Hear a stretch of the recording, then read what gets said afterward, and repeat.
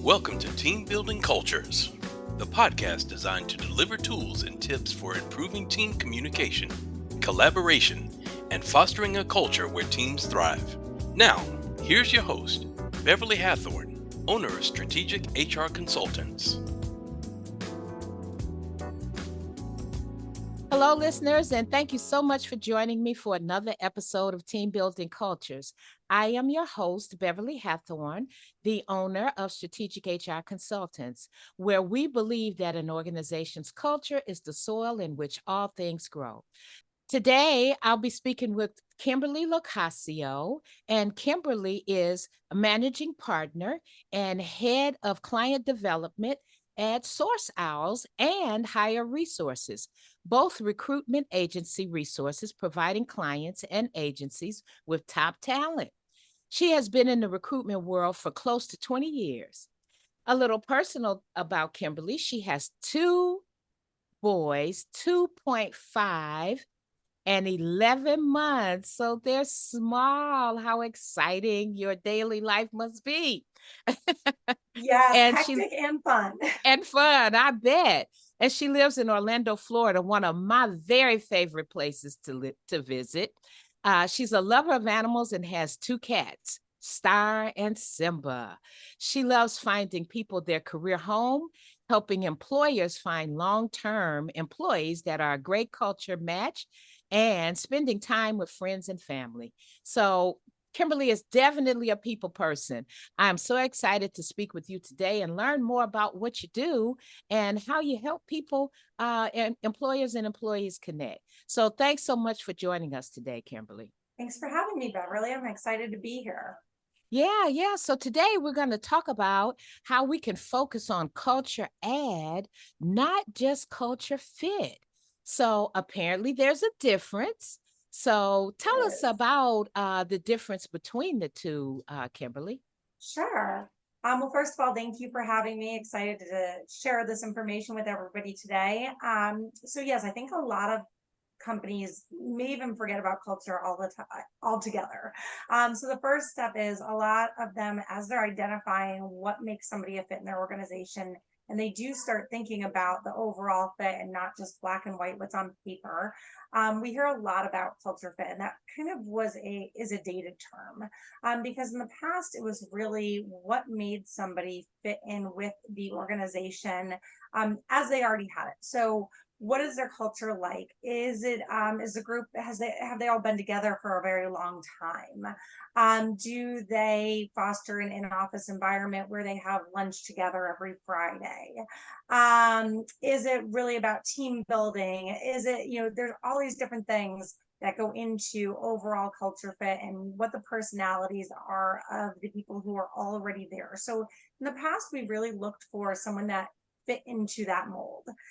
However, now we hear a lot more about culture add, meaning this person who you're looking to bring onto your team, what are they going to add to the team? What are they going to add to the culture you already have as far as different perspectives, different ideas, diversity that they can bring to the team?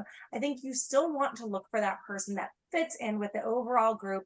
They're a hard worker. If you have flexible work-life balance, that they fit in with that they work real hard to get the job done and can go home early. Or if you want someone who can be there every morning at 6 a.m., that they fit in with that mold, but also that they don't just fit what you already have on your team.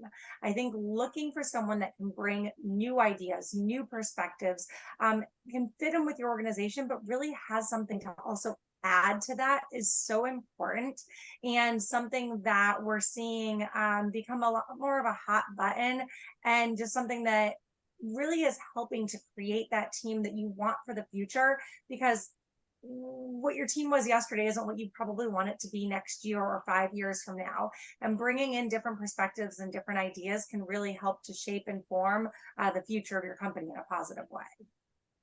Now, I happen to think that that's an awesome idea. I think it's wonderful when you bring fresh, new blood for lack of a better word or term. And when those people come in with new ideas and new thoughts.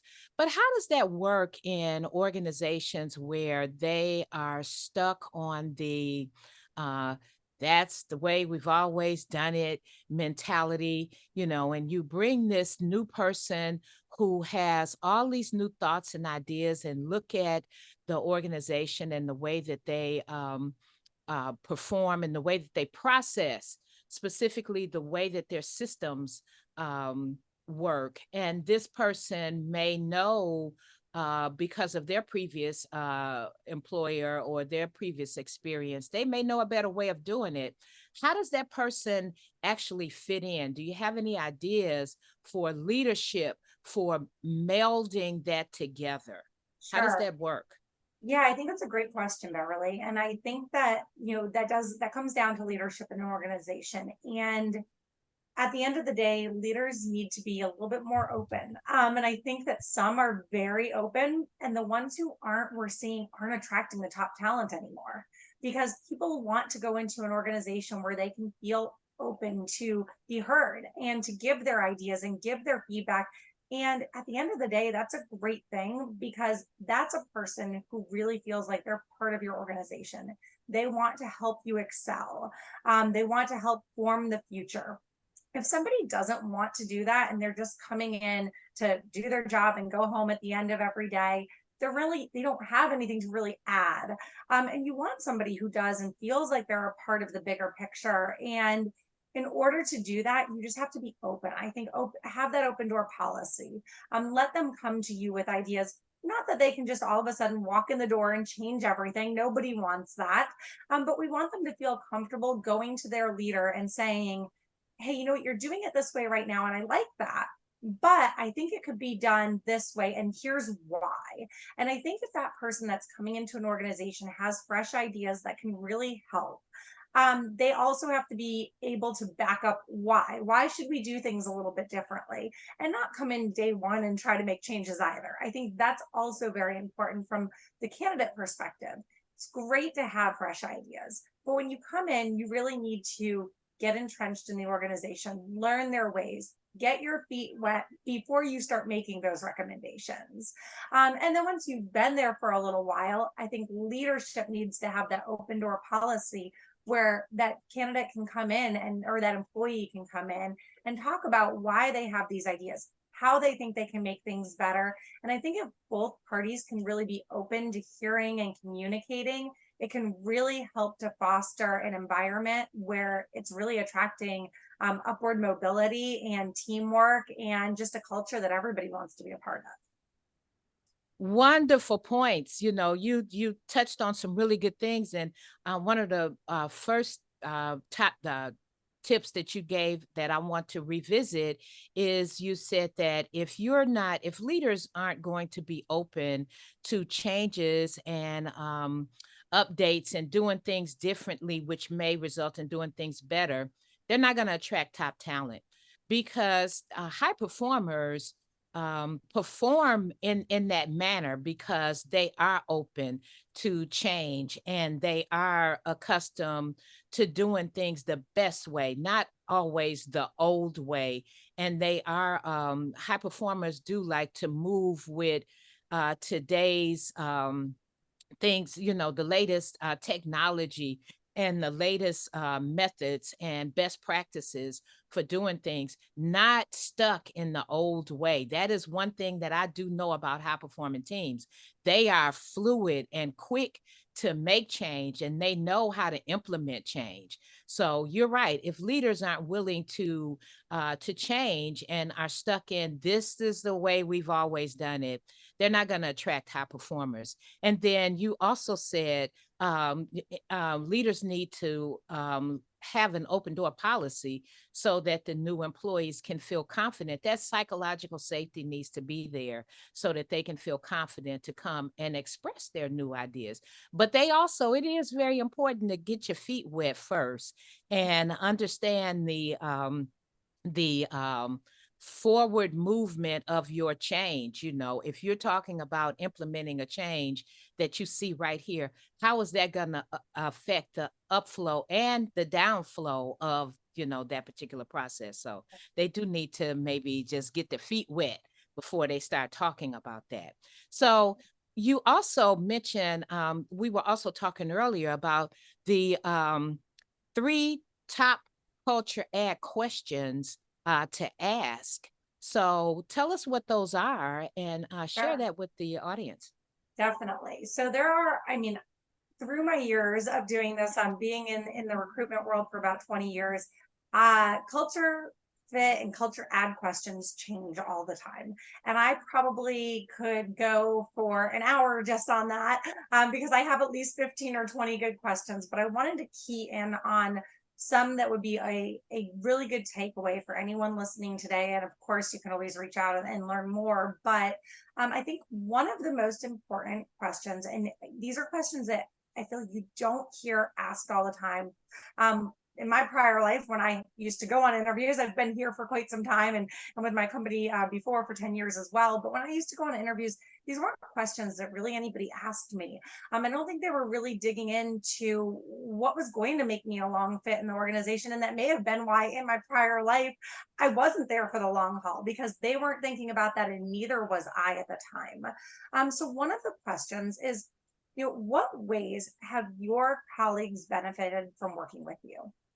Just very open-ended. And I think it really gives you a lot of insight into what this person can bring to the table in your organization. What ways do your colleagues benefit working with you? So, whether it's that you're bringing new ideas or you help them all collectively pool their ideas and form a more strategic, bigger picture, or maybe you help just bring it to life. Maybe they all bring their ideas to the table and you know how to actually implement whatever it might be, or you're the person that's just really positive and helps them believe in ideas when they're not really sure if they're going to work, or they just need that extra push, whatever that might be. I think it's just a good question to hear how somebody feels like they benefit the team, and working with them will benefit their colleagues and has in the past. So that's the first one. Next, I would say, tell me about a time when understanding someone else's perspective helped you in business accomplish a goal or resolve a conflict, something that was happening in the organization. I think that really helps to enlighten you as well, because you want someone that hears and listens to other people's perspectives. We just talked about someone who wants to bring fresh ideas, but if you're somebody that has those ideas and they grow in that sense, you also want them to be somebody that has an ear that's going to listen to other people's perspectives. So how that helped them in the past accomplish some goal.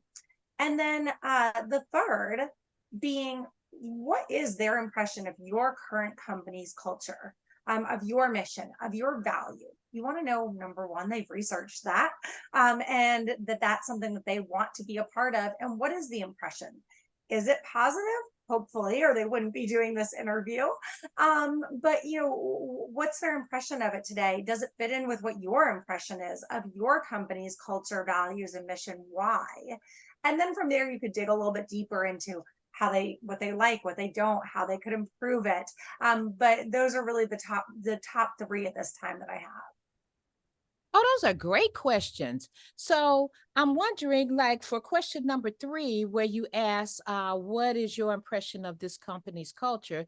You're speaking of the company that they're interviewing with. Correct. How would interviewees learn more about the company's cultures? Hopefully, like you said, they've done some research on the company, but how would they go about learning about the company's culture? So I think number one, go to the company's website. A lot of companies now have a whole page about their culture right on their website. There's a new partner I'm working with, and every Christmas, instead of having a Christmas party, they take their employees and their families on a trip somewhere. And they have all these pictures of the trip on their website. So it gives you a little bit more visibility into what their off hours look like. They also go a lot into their, work-life balance, their family-centered approach. So I say, take a look at their website. Now, that is only from one side, right? That's how the company wants to portray their culture, which is great. However, sometimes things are seen a little bit differently from the employees or the past employees in an organization. So go deeper from there too. Do a Google search on them. We all live by the web nowadays, and you can find more information than ever. Also, take a look at Glassdoor, take a look at Indeed, look at reviews. Now, also take everything with a grain of salt. Unfortunately, we also still live in a world where more people like to talk about negative experiences than positive. A lot of times the people who have a positive experience are just going on with their life, living their day. And I'm guilty of this. I'll have a bad experience and I will go out there and want everyone to know about it.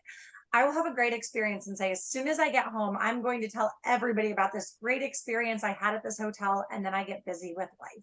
We all do that. So take it with a grain of salt as well. Know that, and try to do a better job yourself. And I am too, of when you have a good experience, make sure to share that, because we're all out there looking for the good and the bad.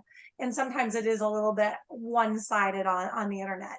But take a look at those things. That's what I do as a recruitment resource too. When I'm going to work with a partner, I want to know how to portray them and how to sell that organization to my candidates or to other organizations. So really just do your diligence and get your questions. Have your own questions that you can talk to when you're going through that interview. Most companies, when you interview, will also have you talk to other employees. Ask them those questions too. I think that any good company wants to hear those questions for you. It shows that you're looking for more than just someone to go in from 8 to 5, and you're really looking for the best overall fit. Oh, yeah, really good tips. And I think it's great to have your own questions as well. And if an employer would be very interested in you and then let you speak to one or two employees, they're probably going to pick the employees. They're going to say the things that they want to portray, but nonetheless, it's still a good opportunity to kind of talk to some other people. And I think Glassdoor is a wonderful resource. You're right that people only talk about the trains that are late. Being a customer service person, that's how we've always phrased it, so, and I am guilty of that myself as well, to just kind of, as soon as there's a bad experience, I start pounding my keyboard and I'm like, oh yeah, I'm gonna, so, but good experiences I tend to fall back on. But sometimes when there's a person specifically behind that good experience, I like to let someone know, their leader or their, first level, I kind of like to let someone know, but I don't always document it like I do, a bad experience, unfortunately. Yeah. So yeah, those are all really good tips. And I encourage potential candidates to follow those tips to learn about the culture, because the culture is very important. And if you don't fit the culture, you're not a good fit for the job. Right. You're not going to be happy at the job. So, what would you say, why culture may be so important in today's environment? What are some of the things that you think makes culture so important? Sure. And so I think that that's always evolving, but I think especially since we've come out of this COVID bubble, or I guess we're still in it, we're never going to get out of it. But things have changed a lot, right? We all went from, not everybody, but a lot of people went from working in an office to working remotely, to some are still remote, some are hybrid now. I think when that transition happened, so many people's views of what they wanted, and what was important to them in working for a company, and it just changed. People realized that a lot of people didn't have a work-life balance, and upon going and being home, they realized they could have that. A lot of people realized they worked harder, they worked more hours, but they were also happier because they weren't spending hours in a car. And we all know there's certain careers where you still need to go in the office. A lot of people like that hybrid because they miss the interaction with their coworkers. So I think we'll always see that evolving. But I think it really changed things.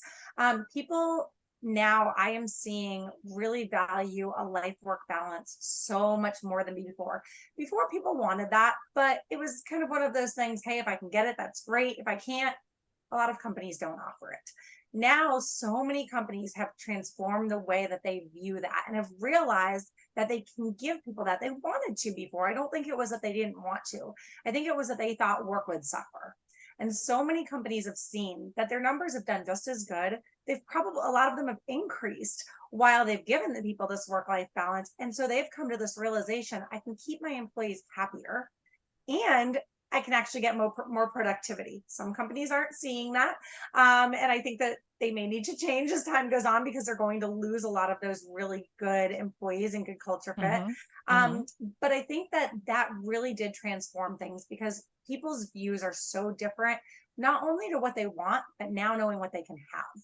They got a taste of it. And now they really want that. And they want a company that values them for everything they can bring to the table, and that wants to know a little bit more about them as a person, and wants to see that balance, and wants to, give them that opportunity to have the balance and to work harder in doing so. So I think that it's just more important today than ever. I work with a variety of companies in a variety of industries. I work with different recruitment agencies, and something that we're all seeing is candidates have a lot of options.